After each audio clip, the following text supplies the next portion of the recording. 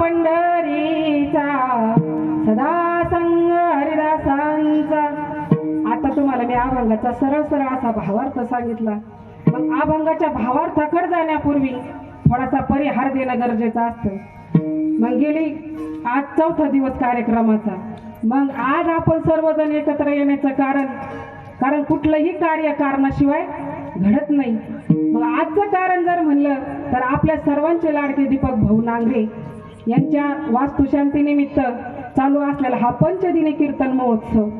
आणि अशा पंचदिनी कीर्तन महोत्सवाची 4थ्या दिवसाची कीर्तन रूपी सेवा माझ्यासारख्या पामराच्या वाट्याला आली.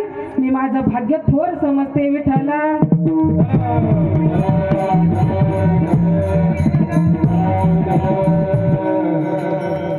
15 दिवसापूर्वी मला सोपनचा फोन आला.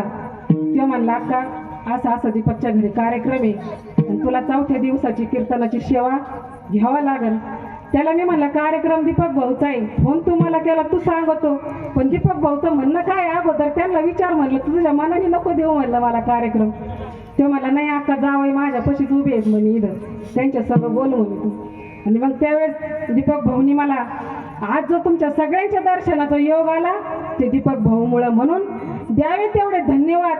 आज दीपक भाऊला कमीच आहेत, कारण मी आज माझ्या जीवनातला पहिला सोहळा असा बघितला बरं का. वास्तुशांतीनिमित्त 5 दिवसाचा कार्यक्रम करतात लोक. वास्तुशांतीचा कार्यक्रम एका दिवसाचा करतात, पण ते सगळे जे नाही ते पाहुणे रावळे गोळा करतात, जे नाही ते सगळं करतात. पण कीर्तन प्रवचन भजन हे थोड्या ठिकाणी बघायला मिळतं. पण एवढा आनंद वाटला. सोपन म्हणे दीपक भाऊची इच्छा तर होती 8 दिवसाचा सप्ताह करायचा, 8 दिवसाचा कार्यक्रम करायचा म्हणे. पण आता सगळे धावपळ सोपन म्हणे मला एकट्याला एवढे 8 दिवस करणं शक्य नाही, कारण कुठलाही कार्यक्रम करायचा एवढं सोपं नसतं. कारण आज 5 दिवस झाले आपण येतो मंडपात बसत होतो, आयता आनंद आपण घेऊन जातो, पण याच्या पाठीमागं भरपूर श्रम असतात. कारण एकत्र आणायचं सोपं नाहीये, माणसं कार्यक्रम करणं एवढं सोपं नाहीये. पण मला एक म्हणायचं का भाग्यवान आहे दीपक भाऊ का ज्यांना भगवंतानी ही म्हणजे का बुद्धी दिली. कारण असे लेकरं कोणत्या पण कुळात जन्माला येत नाहीत बरं का. पवित्र ते कुळ पावन तो देश तेथे हरिचे दास जन्म,